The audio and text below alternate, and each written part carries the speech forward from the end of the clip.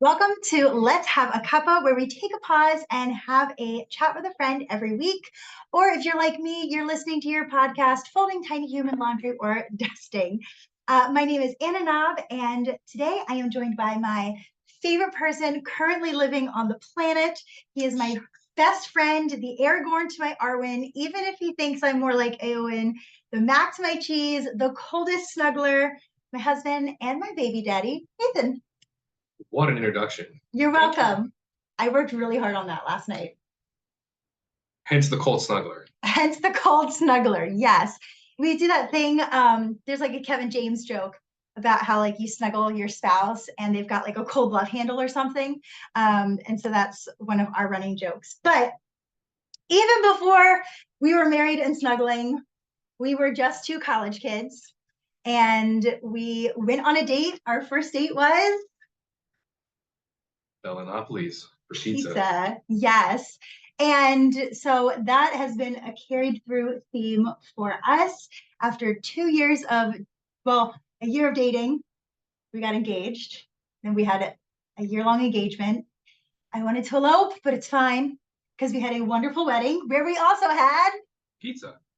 We're pizza people, clearly. And then shortly after getting married, we found out we were expecting our first. Do you remember? Oops. It's fine. Do you remember when I told you we were expecting? Yeah, my birthday. It was your birthday. Surprise. That was definitely a gift that I was not expecting. It was a free gift for her. It was a free gift. It's true. And so we were pregnant 3 months into marriage, and we had always said that we wanted to wait at least a year before we had kids. And Athena was born 2 days after our 1 year anniversary. Planned. I can't forget now. Can't forget now. And then about 18 months later, no, Athena was about 2. We were on the fence about even having more kids because Athena is a handful. No, we were on the fence. You were like, I'm not sure if I want another kid. Athena's a handful. He is a handful. And surprise!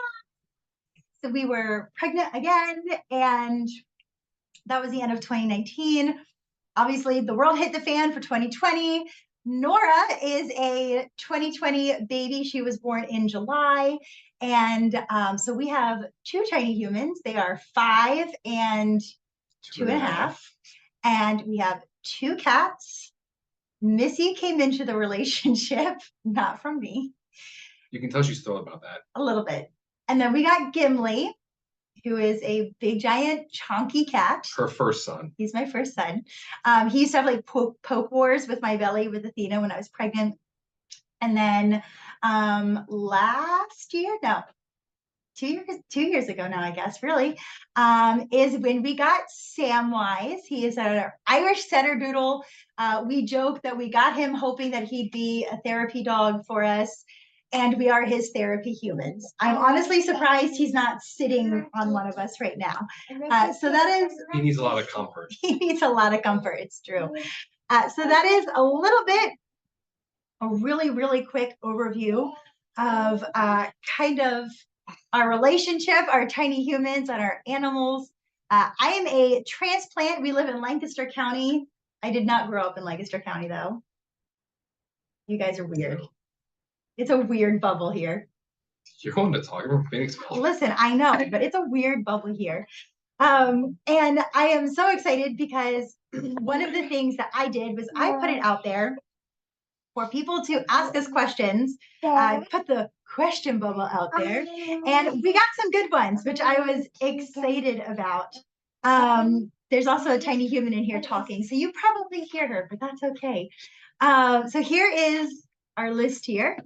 We're just jumping in because why not? This is how it works, right? It's kind of how our entire relationship is. We just wing it, right? What is your spiciest opinion that most people disagree with?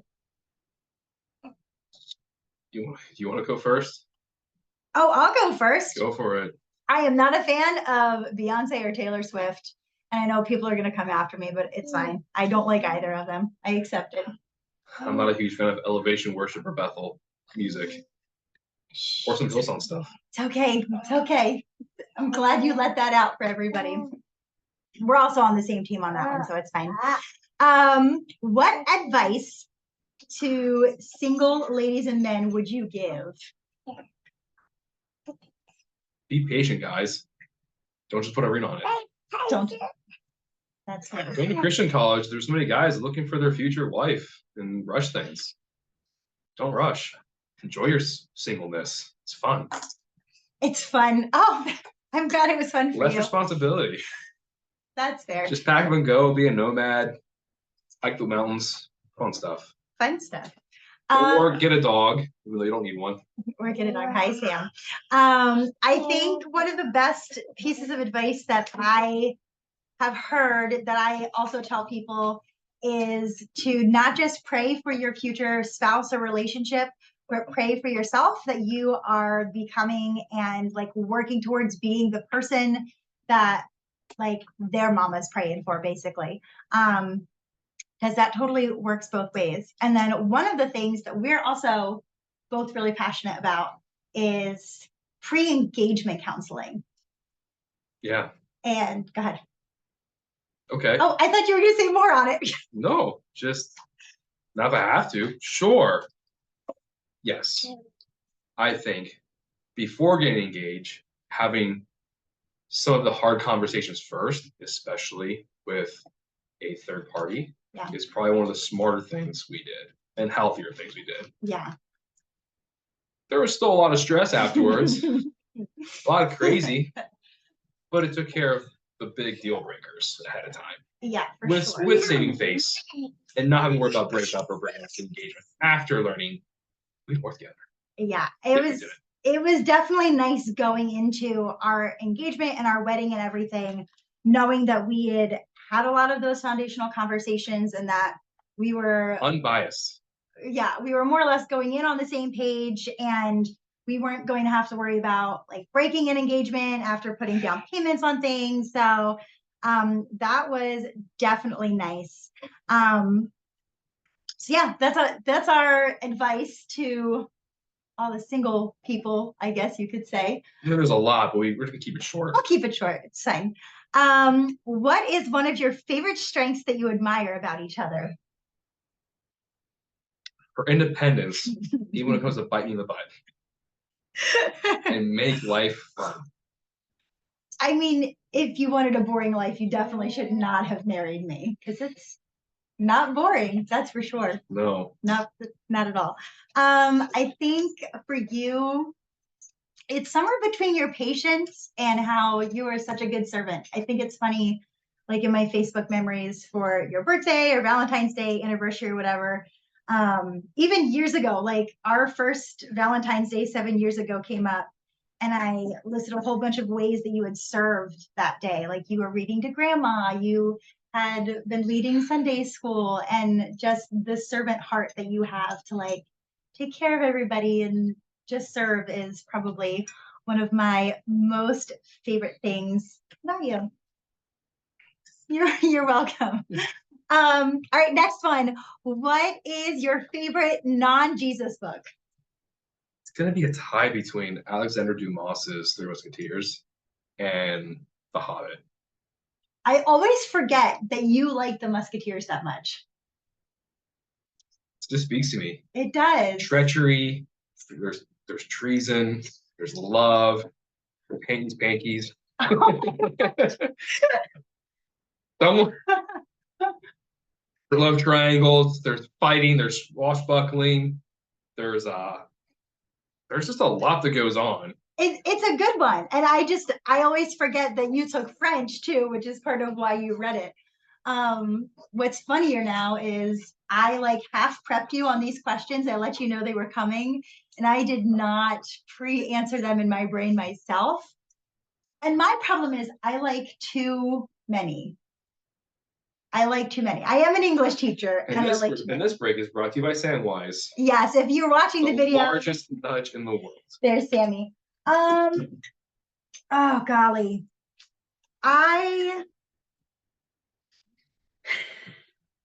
don't have a favorite book.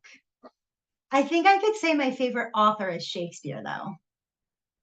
No. And I might have to, which is funny because I'm wearing a Tolkien shirt right now. I do, and I love. She's never read the books. She's listened to one of them.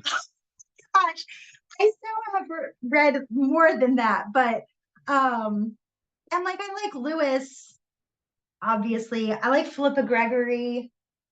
I'm trying to look around at books that I have scattered around right now. I literally teach Austen and Bronte. I love Jane Austen, but I think Shakespeare.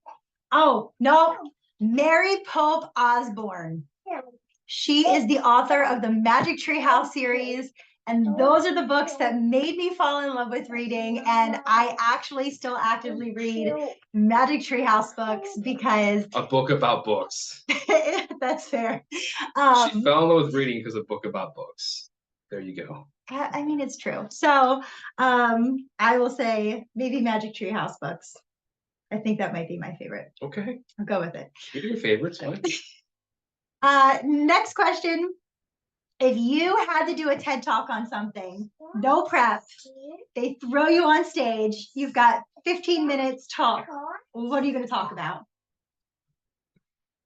It would come down to like three subjects, really. Okay. Like biblical history, theological topics, bodybuilding. Yeah, because in college when you were either studying, like unless you had a car and you were driving around town, what were you gonna do? That's true. And it was a Christian college, so we had to keep it like rated G, not even rated PG. G. Yeah, I almost just said the same thing. It might even be below G because it was Valley Forge Christian College. It was, yeah. I think mine would have to be the Tudors. King Henry VIII, Anne Boleyn, Catherine of Aragon. I said that backwards. Katie, who's listening, I'm sure, don't yell at me. The War of the Roses, that whole realm. That's actually kind of how I got into teaching English. Was I got super into history. And when I was trying to decide what I wanted to teach when I was in high school, I figured that I got to teach history and literature because you can't teach the literature without teaching like the cultural and historical context of it. And so that was my way of being able to teach history and English at the same time. And it's super cool because that's exactly what I do with my classes is we do like all historical context stuff with our reading. So yeah, it would be the Tudors for sure, hands down. Like non-compete, the Princes in the Tower, Richard III. Did I tell you about that podcast that guy believes that the princes lived and he like lays it out and it seems really plausible. Nope, I was working. See, that servant heart thing, it works for you. But we are still waiting for the DNA results from the skeletons that they found in the tower in the 1640s because King Charles approved that. So thanks for going down that rabbit hole with me. You've suffered through many a dates where I talked your ear off about Beowulf. that date where I sat and talked about Beowulf translations and conjugations and Tolkien and it paid off. That's fair. That's fair. What else? What questions do you have for me? I gave you all of the questions. I'm putting you on the spot here a little bit. No. I forget what else we talked about earlier today.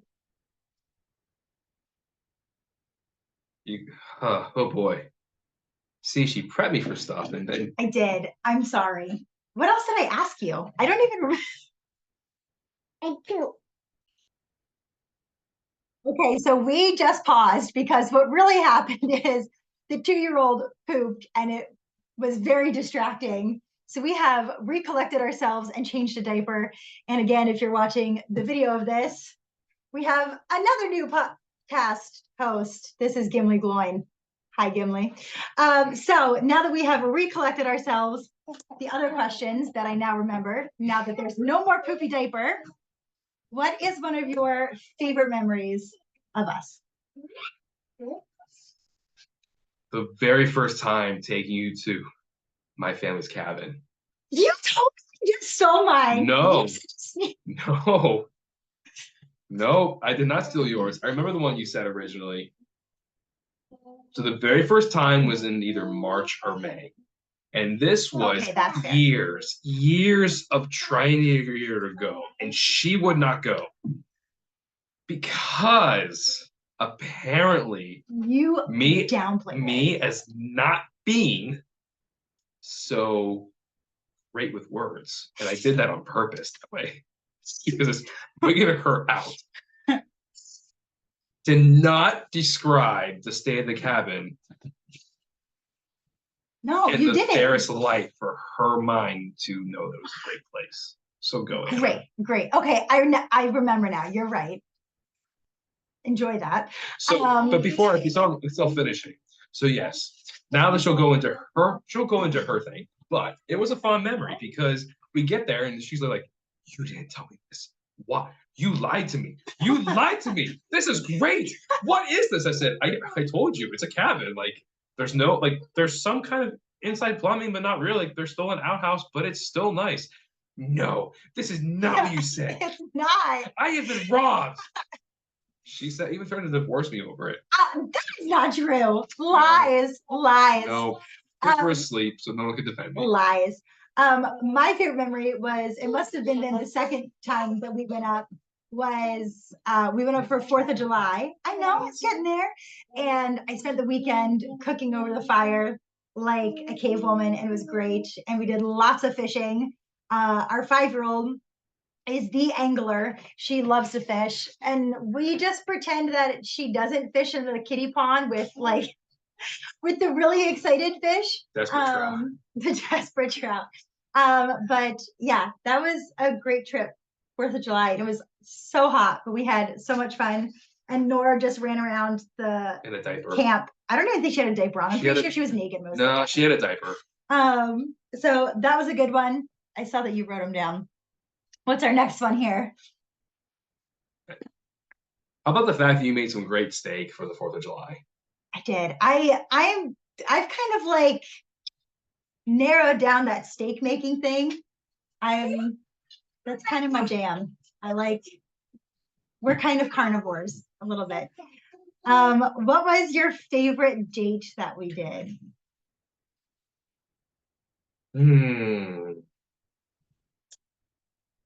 Everyone I can remember. Usually that helps. I mean, other than falling asleep halfway through the Trans-Siberian Orchestra. Trans-Siberian Orchestra was, I think, one of our very early dates. That was the first time. Early nice date. Early nice dates. That was one of the first times that I came out here. Oh, that reminds me of a great memory. There was something really important that you didn't tell me my first time coming to your family's house. Do you remember what it is? I sure do. I sure do, because you never let me down about it. I failed to tell you that my grandfather's missing his right hand. Or half his right arm. Which is obviously not a big deal, but being a military brat, the first thing that I did was stick my hand out to shake his hand, and Grandpa pulled out a nub. And no, he didn't do that. He pulled out his left hand. Did he? He pulled his left hand and he literally went here.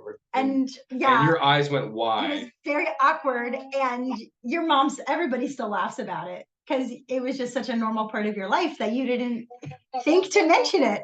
But yeah, Trans-Siberian Orchestra was good. I would say, it was technically my birthday, but you kind of crushed my 30th birthday weekend there. We went to dinner.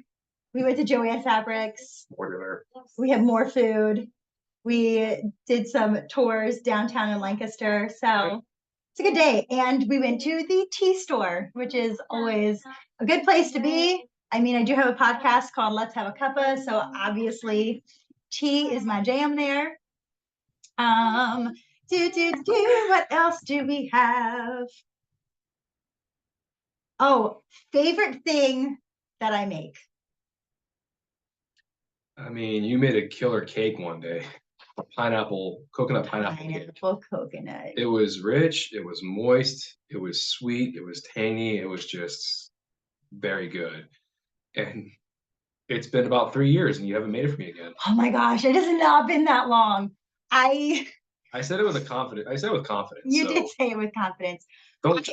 don't deny it. I have a very basic cake base that I use for all of my cakes, and I just manipulate the flavors. And I had a can of crushed pineapple, and I had shredded coconut, and I made this up, and it was a wild family favorite.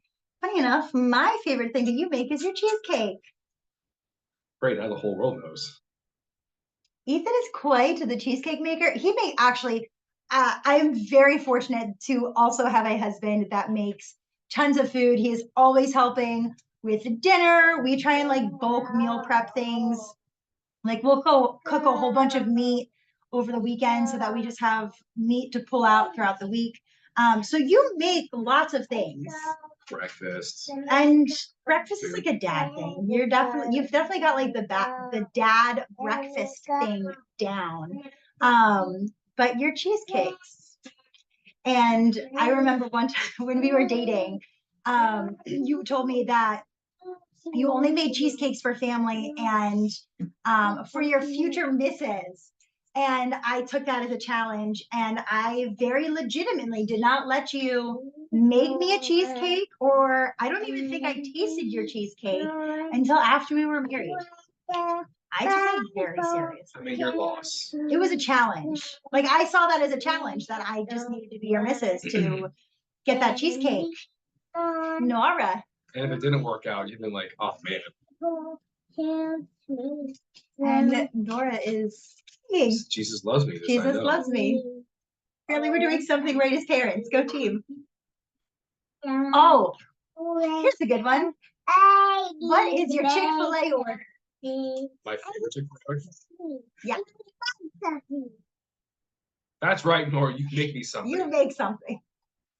If I had my way, and so my inner overweight child, and my fluffy dad side loves a spicy chicken sandwich with waffle fries and not only the sweet tea, but their cookies and cream milkshake. Ooh. Maybe a second sandwich. We've done a few milkshakes, but I haven't had that for maybe about a year and a half. Trying to not be a fluffy dad. Trying. Just making progress. Oh, okay. You do it. Trying to get that strong dad bod for being a tough dad for my 2 girls. Yeah, well, you need to because they are bruisers. We're basically raising linebackers. They're tough cookies. Shield maidens. Shield maidens, yes. Well, I mean, we do have, they are both ladies. Both of our daughters, Ethan's grandmother did that like land in Scotland thing. And so they are Lady Athena and Lady Eleanor, which we laugh because they are total tomboys. Their favorite thing to do is play in mud. But oh goodness, Nora. My favorite Chick-fil-A meal is actually the chicken and biscuits. It's chicken and biscuits for sure. And we just missed it today. We did just miss it by like 5 minutes. We had a great play date with some.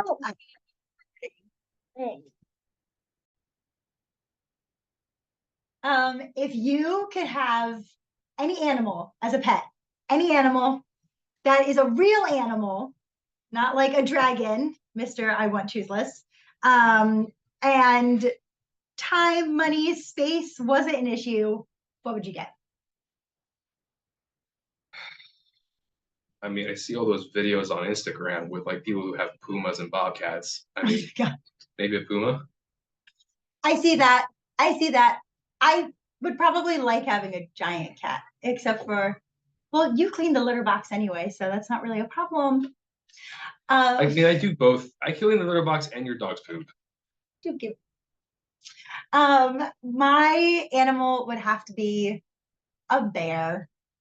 I would totally get like a black bear. Really? Not a wolf? Not a coyote? Because Sammy's bigger than wolves and coyotes. And not a Great Dane? No, I don't need a dog that big. I mean, Sammy's already like he's tall, he's big, obnoxiously big. He is human sized. Like I can lay next to him like a human in bed. So I don't need another dog or wolf thing like that. I want a bear. And the perk of a bear is they sleep for like 5 months. So you don't even have to feed them for a few months out of the year. So you gotta clean his den out. But like we've been watching The Wilderness Family from 1975. It's been Athena's like most favorite movie. And they have a bear that have been, I think, raised by one of the other people that had lived on the mountain previously. So he's super friendly. There were 3 bears. And well, there's bad bears. There's the bad bear. There's the baby bears. And then there's Samson. So there's 4 bears. No. There's the bad bear, the 2 baby bears, and then Samson. Oh, that is 4. This is why I'm an English teacher, not a math teacher. But like Samson's so cool. And I would totally love to have a big bear like Samson. I'd be here for that. I think that's my final answer on that one. More power to you. That's fine. And he and Sammy would have so much fun playing. Think about it. Yeah. This is just kind of a funny one about me. So Ethan likes to pick on me because I have 2 loves, one in the winter and one in the summer. Well, it's kind of multiple in the summer. My winter child, Francis, is my sourdough because I have to feed it and take care of it like another child. And then do you remember what you call the other family for the summertime? Caterpillars? The caterpillars, yes. The girls and I raise caterpillars because we're just trying to help out that butterfly population, you know? And so we go out in the morning, a lot of times before breakfast even, and make sure that the caterpillars have food and check on the caterpillars. And he laughs and makes fun of me and calls them my second family, and I deal caterpillars out of the driveway. So that's just kind of our running joke there. All right, and our last question. This is called Let's Have a Cuppa. So I would be failing if I did not ask you, what is your favorite thing to have in your cup? I mean, we're gonna be super specific. It's gonna have to be basically coffee. Yeah, but you really love the Lancaster whoopie pie coffee. I do. That's pretty much your jam. It's just good on its own. There's no cream, no sugar. You can drink it. I mean, it's great for iced coffee, great warm. It's true. Especially if you're trying to diet down and trying to figure a way to like cut back on stuff. It's just very soothing. It's the best way of putting it. Especially when you're really hungry, it's just like hits a spot. And we're those like, I don't know, we're like an old couple. We have tea every night, watching TV together after we put the kids to bed too. We're pretty consistent with that. And you like your sleigh ride. Snickerdoodle. It's a sleigh ride sugar cookie. She's a basic white girl. You are, and it's funny. And you were so upset because we ran out of it, and you found it. We got a whole bunch of it, but then our moms knew that you liked it, so you ended up, I think, with 6 boxes in total between the few that we got and what they got you for Christmas. Yeah. So sugar cookie sleigh ride is for sure your other favorite. Yes. And I too, coffee during the day, tea at night, obviously. I usually try and do something like sleepier though, like the peaceful sleep one. Yep. She needs it. She's a night owl. I am a night owl. It's true. Well, dear, thank you so much for joining me. I know that this was so painful for you. Very painful. Yes. This is my hostage situation. Oh my gosh. Okay, listen. This guy, he's always so stoic and people think he's so serious, but he does nothing but make me laugh all the time. Like, truly my best friend. And he is also getting ready to start a podcast with one of his friends. I have been trying to talk him into podcasting for years. And in convincing him to do it, I kind of convinced myself to do it, which is why we're here. But I am so excited for him and his friend Ian to get started on theirs. So I'll post that stuff when it comes out. But guys, thanks for joining us. I hope you enjoyed your break, and let's have a cuppa. Join me next week. I'll be talking to my friend Shannon and her journey in Scotland as an expat and all of her fun stuff there. So we'll talk to you guys later. Bye.